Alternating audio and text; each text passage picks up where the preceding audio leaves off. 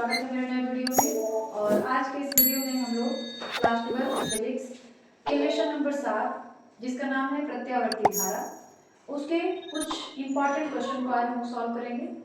तो चलिए स्टार्ट करते हैं। सबसे पहले इस लेसन नंबर 7 जो है आपको बता दें कि इससे बहुत ज्यादा न्यूमेरिकल प्रॉब्लम्स पूछे जाते हैं एग्जाम में। 3 नंबर में, 1 नंबर में, 5 नंबर में भी सवाल पूछे जाते हैं, ठीक है। और ये बहुत ज्यादा इंपॉर्टेंट है आपके एग्जाम के लिए। तो इसमें जितने भी इंपॉर्टेंट फॉर्मूले हैं वो सारा हमने यहाँ पे इकट्ठे लिख रखा है। जिस फॉर्मूले की आपको जरूरत होगी वो आप यहाँ से यूज कर लेंगे इसमें, ठीक है। और सबसे जरूरी बात यह है कि ये सारे फॉर्मूले आपको याद होने चाहिए। हर चैप्टर का अलग अलग आपको चैप्टर वाइज न्यूमेरिकल जब करवाया जाए तो उसके फॉर्मूले भी आपको लिखवाया जा रहा है।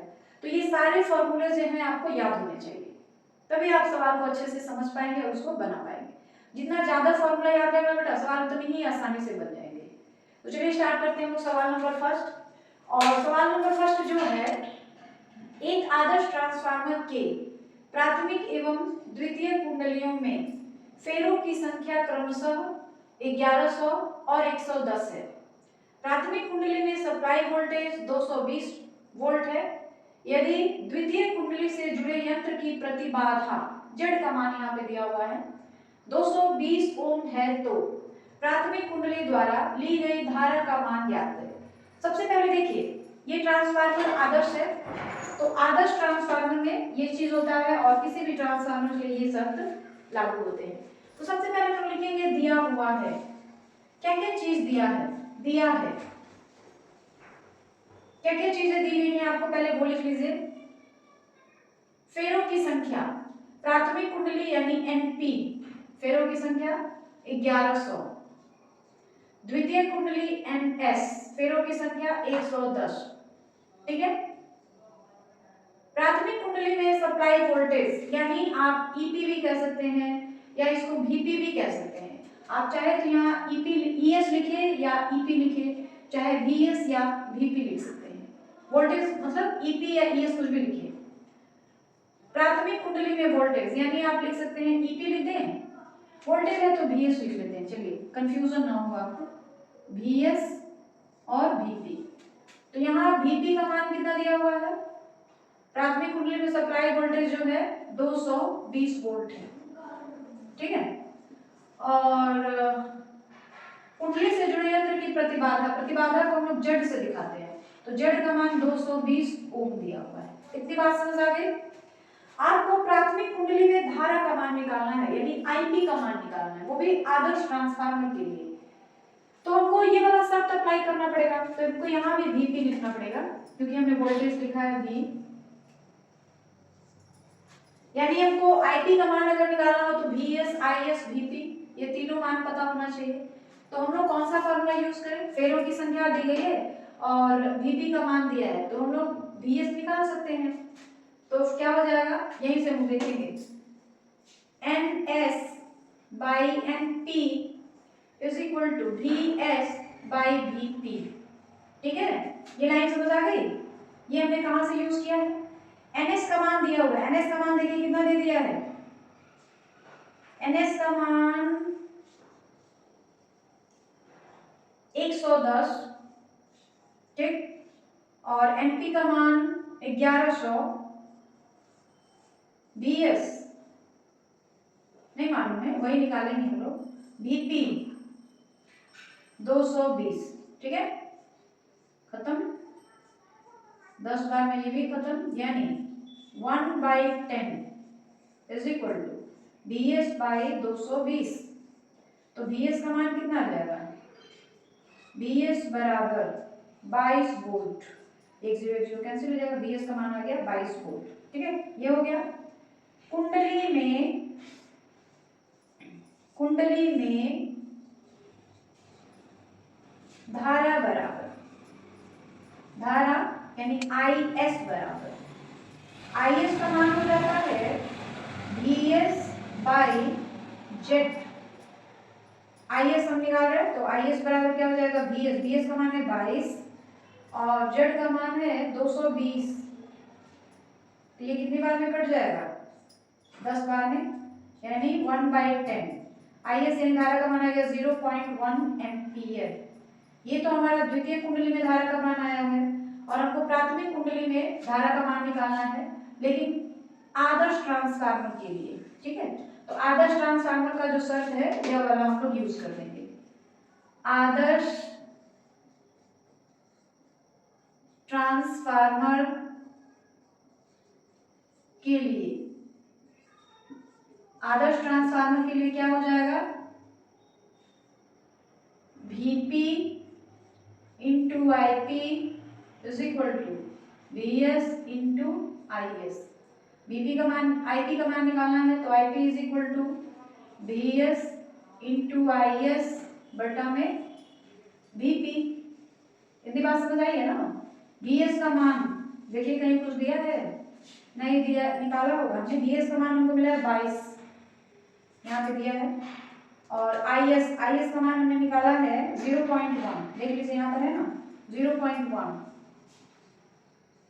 बाई Vp का मान भी हमने निकाला हुआ है 220 वोल्ट। ये पॉइंट हटेगा तो नीचे और एक 10 आ गया। ठीक, अब ये काटेंगे तो आ जाएगा 1/100 यानी Ip का मान आ गया 0.01 एम्पियर। आगे बात समझ में। यह सवाल जो है 2019 में, 2022 में और इसी तरह का ये सवाल 2019 और 2022, 2024 में इसी तरह का कोई दूसरा सवाल पूछा गया है। ठीक है, तो यह सवाल जो है आपका 5 नंबर का है, इसलिए इस तरह के सवाल काफी इंपॉर्टेंट है आपके लिए। और अगर आप किसी भी बुक से पढ़ाई कर रहे हो तो इस तरह के सवालों का प्रैक्टिस जरूर कर लीजिएगा, क्योंकि इस तरह के सवाल अक्सर एग्जाम में पूछे जाते हैं और इस तरह के जो भी सवाल होंगे वो इसी तरह से लगाए जाएंगे। जो ट्रांसफार्मर है वो टॉपिक ही अपने आप में बहुत ज्यादा इंपॉर्टेंट है और उसके जितने भी न्यूमेरिकल प्रॉब्लम्स है वो और भी ज्यादा इंपॉर्टेंट है। इसलिए ट्रांसफार्मर और उससे रिलेटेड जो भी सवाल होंगे वो सारे के सारे आप पढ़ के पेपर देने जाइएगा। ठीक है, ठीक है। अब हम लोग एक दूसरा सवाल करेंगे और यह सवाल 2017, 2019 और 2022 3 साल पूछा गया है। 2017 में यही सवाल है, बस वहां पे जो अंक है वो चेंज कर दिए गए हैं। ठीक है, तो यह सवाल भी जो है आपके एग्जाम के लिए काफी इंपॉर्टेंट होने वाला है और यह सवाल नहीं तो इस तरह के कोई और सवाल, नंबर बदल दिए जाए। और यह सवाल 3 नंबर में भी पूछा जा सकता है और 5 नंबर में भी पूछा जा सकता है। ठीक है, यह ज्यादा 3 नंबर में ही पूछा जाता है, कभी कभी 3 नंबर की जगह पे 5 नंबर में भी पूछ दिया जाता है। तो चलिए स्टार्ट करते हैं इसको बनाना। सबसे पहले जो दिया है वो लिखेंगे हम लोग। दिया है, क्या क्या दिया है बता दे। अपचाई ट्रांसफार्मर है जिसमें कि द्वितीय कुंडली में फेरों की संख्या कम होती है और प्राथमिक कुंडली में फेरों की संख्या अधिक होती है। तो यह हमारा अपचाई ट्रांसफार्मर है जिसमें Vp का मान दिया हुआ है 2200 वोल्ट, Vs का मान दिया हुआ है 220 वोल्ट, Ns का मान, Np का मान दे दिया है 4000 और Ns का मान हमको निकाल देना है। ठीक है, ये याद रखना है कि अपचाई ट्रांसफार्मर है तो फेरों की संख्या जो द्वितीय कुंडली में आएगी वह 4000 से कम ही आना चाहिए। ठीक है, उसके बाद ट्रांसफार्मर की दक्षता, दक्षता को हम देखिए यहाँ पे लिखा गया है, ईटा से दिखाते हैं और ईटा का मान दे दिया है हमको 90% यानी 90/100, 0.9। आगे बात समझ में। ईटा का भी मान यानी दक्षता भी आपको दे दिया गया है। क्लियर है। अब देखिए Vp, Vs, Ns और Np दिया हुआ है तो हमको Ns/Np और Vs/Vp वाला फॉर्मूला लेना पड़ेगा। ठीक है, तो हम लोग लेंगे Ns/Np is equal to Vs, क्योंकि Vs और Vp का ही मान दिया है और Ns Np का मान दिया है, इसलिए हम लोग इन्हीं दोनों में संबंध को लेंगे। ठीक है, Ns का मान नहीं मालूम है हमको तो ये Ns रहने दीजिए। Np का मान हमको पता है कितना है 4000, Vs का मान है 220 वोल्ट और Vp का मान है 2200। ये खत्म, 10 से 10 ये भी खत्म, 22 से 22 भी खत्म, इधर 1 हो गया, 1/1 यानी Ns का मान कितना आ गया, Ns का मान आ गया 400। यानी द्वितीय कुंडली में जो फेरों की संख्या है वो कितनी हो जाएगी, 400 हो जाएगी। अपचायी ट्रांसफार्मर है तो द्वितीय कुंडली में फेरों की संख्या हमेशा प्राथमिक कुंडली के फेरों की संख्या से कम ही रहेगी। तो देख लीजिए, प्राथमिक कुंडली में फेरों की संख्या 4000 है और द्वितीय कुंडली में फेरों की संख्या 400 है। ये बात क्लियर हो गई। अब आपको क्या निकालना है, द्वितीय कुंडली में फेरों की संख्या जो कि हमने निकाल लिया। निवेशित शक्ति ज्ञात करें। निवेशित शक्ति देखिए, ईटा का फार्मूला दिया हुआ है निर्गत शक्ति बाई निवेशित शक्ति, ठीक है। तो ईटा का मान, ईटा बराबर निर्गत शक्ति बाई निवेशित शक्ति।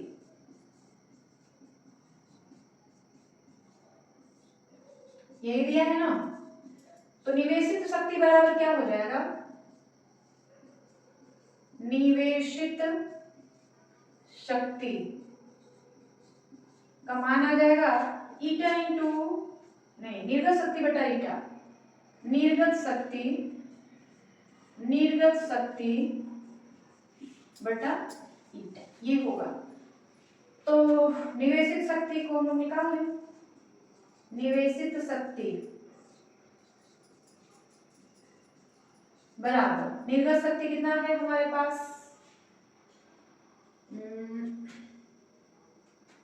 दिया नहीं है निर्गत शक्ति। निर्गत शक्ति 8 किलोवाट है। देख लीजिए, निर्गत शक्ति जो है 8 किलोवाट है। तो यहाँ पे लिख लेंगे 8 बाई ईटा का मान कितना दिया हुआ है, निकाला है अभी हमने कहीं 0.9, ठीक है। पॉइंट हटा देंगे तो 80 हो जाएगा, ये पॉइंट खत्म हो गया। अब इसको हम लोग 9 से भाग दे देंगे तो कितने बार में, 9/72 पॉइंट 9/72 लगभग इतना किलोवाट आंसर आ गया। तो इस तरीके से आपका क्वेश्चन नंबर 2 जो है कंप्लीट हो गया और यह सवाल भी काफी इंपॉर्टेंट है आपके एग्जाम के लिए। अब हम लोग एक और नए सवाल को करते हैं और यह सवाल 2023 के बीयू सेट में पूछा गया है और 2017 में यही सवाल है, लेकिन यहाँ जो अंक दिए गए हैं वो बदल दिया गया है, ठीक है। प्रत्यावर्ती धारा के जितने भी न्यूमेरिकल प्रॉब्लम्स हैं वो बहुत ज्यादा इंपॉर्टेंट है, हर साल पेपर में पूछे जाते हैं और इस साल भी प्रत्यावर्ती धारा चैप्टर से जरूर सवाल पूछे जाएंगे। इसलिए इसके जितने भी न्यूमेरिकल प्रॉब्लम हैं उन सारे को आपको प्रैक्टिस करके जाना है, सॉल्व करके जाना है, ठीक है। तो चलिए स्टार्ट करते हैं कि अगर इस तरह का सवाल रहेगा तो हम लोग कैसे हल करेंगे।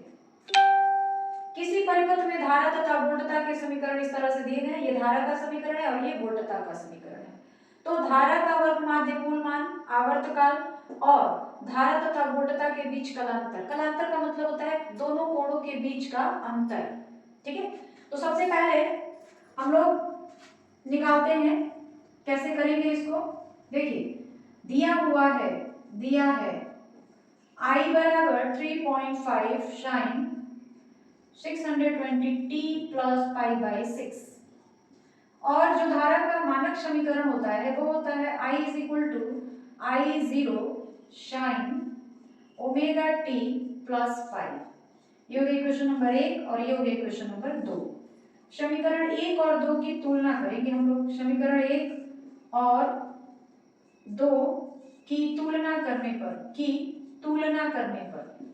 अब हम लोग दोनों समीकरण की तुलना करेंगे तो हमको क्या मिलेगा, I0 बराबर 3.5, ओमेगा बराबर 628 और फाई बराबर पाई बाई 3, यही ना मिलेगा। अब हमको क्या निकालना है, धारा का माध्य मूल मान। तो धारा का माध्य मूल मान देखिए हमने कहीं फॉर्मूला लिखा होगा, आई आरएमएस बराबर, देखिए यहाँ पे लिखा है 1 नंबर में, वर्ग माध्य मूल मान आई आरएमएस IN बाई √2 या I0 बाई √2 होता है, ठीक है। तो हम लोग इस तरह लिखेंगे वर्ग माध्य मूल मान, ये हम लोग शॉर्ट लिखते हैं IRMS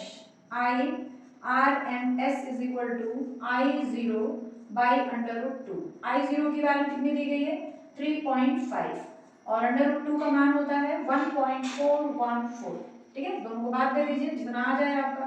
अगर हम पॉइंट हटाने की बात करें तो ऊपर 3 जीरो बढ़ जाएगा और नीचे जो है 1 जीरो, पॉइंट सारा खत्म। तो ये आ गया, ये भी पॉइंट खत्म कर देते हैं। 3500 बाई भाग दे देंगे कितना हो जाएगा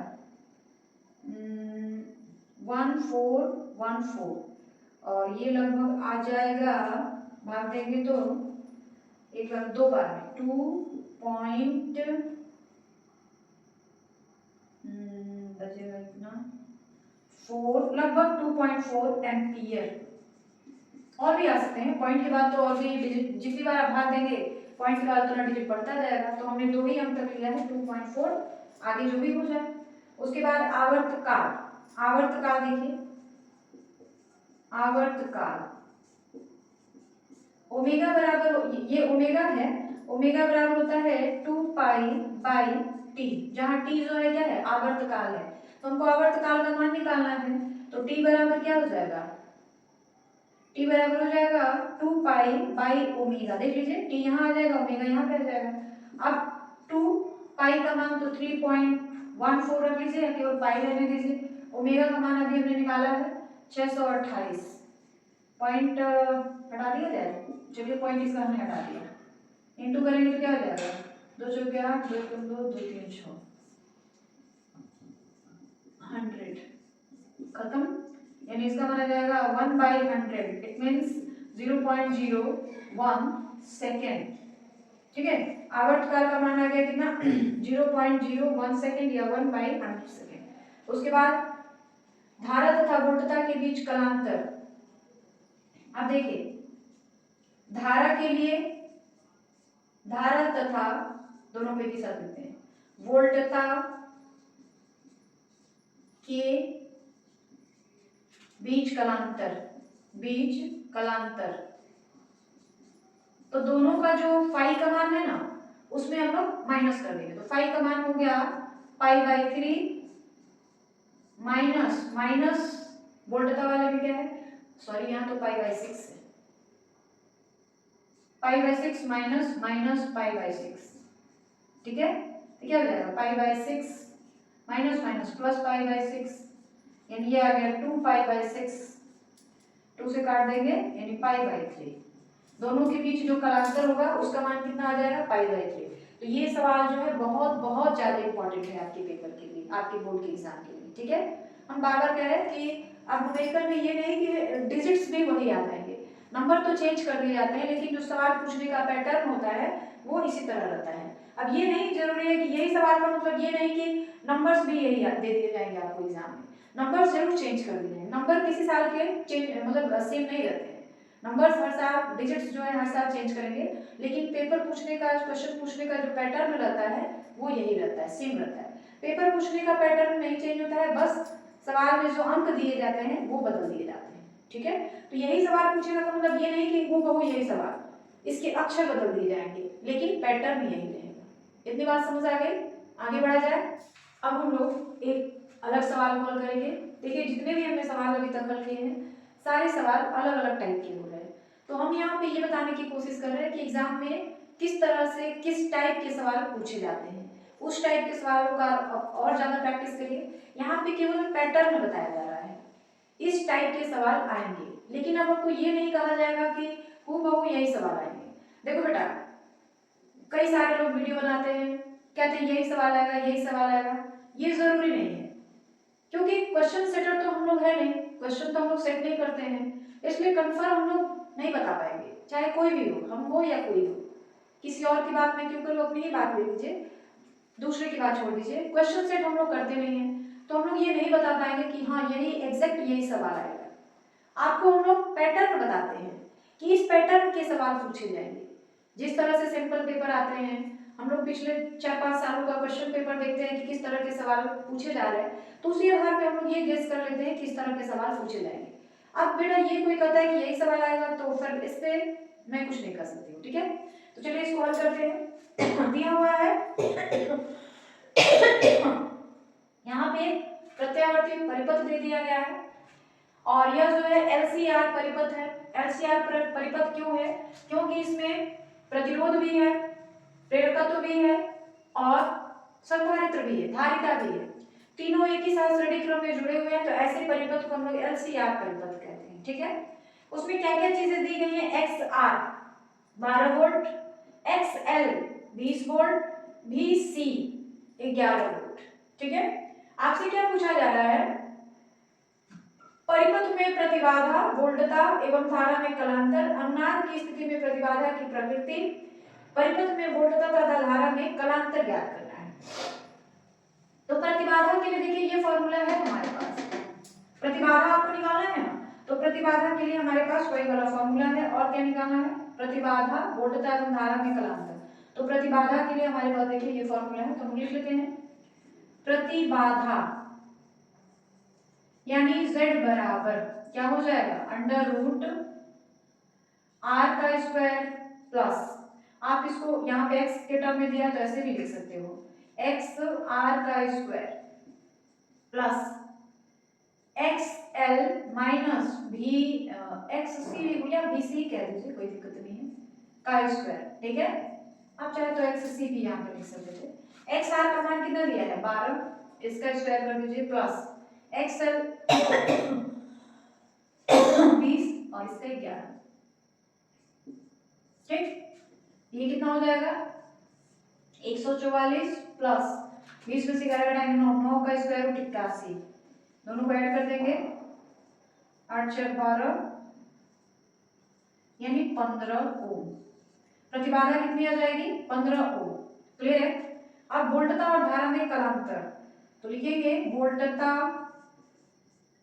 और धारा में कलांतर,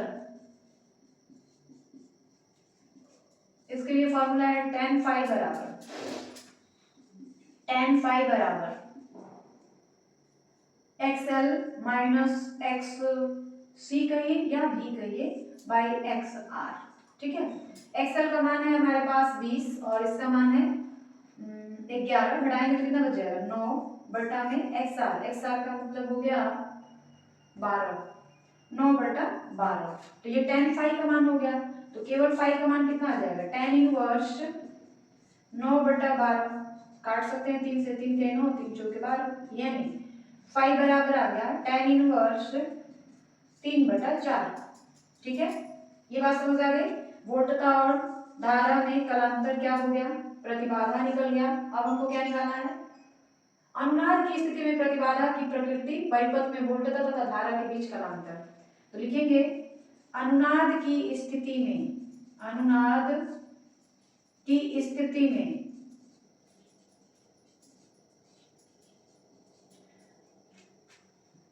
प्रतिबाधा की प्रकृति, प्रतिबाधा प्रतिरोध के बराबर हो जाती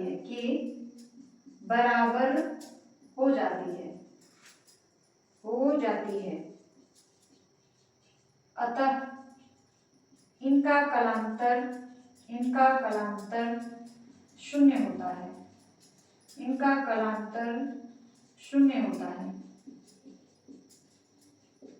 आगे बात समझ में क्लियर है सब कुछ। देख लीजिए सवाल ये है, और इस टाइप के सवाल रहेंगे तो उसका हल हम लोग को इसी तरह करना है। ठीक है, समझ आ गई बात, आगे बढ़ा जाए। एक लास्ट सवाल करेंगे, ये क्वेश्चन नंबर 5 है, और यह सवाल जो है यह एक प्रत्यावर्ती वोल्टेज का समीकरण दिया हुआ है, V बराबर 40 sin 100 पाई t, तो वोल्टेज का वर्ग माध्य मूल्य ज्ञात करना है। ठीक है, यहाँ देखिए V जो है वर्ग माध्य मूल्य आपका कहाँ तक जा रहा है 40, यानी V0 का मान दिया है 40। ठीक है, तो जब V0 का मान आपको 40 दे दिया है 40 वोल्ट, तो Vrms आपको निकालना है। तो Vrms बराबर क्या हो जाएगा, V0 by under root 2, V0 का मान है 40 और अंडर रूट 2 रख लीजिए। ठीक है, आप चाहे तो ऊपर नीचे 2 से इंटू कर दीजिए अंडर रूट 2 से, तो ये हो जाएगा 40 अंडर रूट 2 बाई 2, तो 20 अंडर रूट 2, आंसर कितना आ जाएगा 20 अंडर रूट 2। Vrms का मान कितना आ गया 20 अंडर रूट 2 वोल्ट, और ये आपका आंसर हो गया। ठीक है, और वीडियो के लास्ट में मैं यही कहना चाहूंगी कि जितना ज़्यादा हो सके मेरे वीडियो को लाइक, सब्सक्राइब और शेयर करें।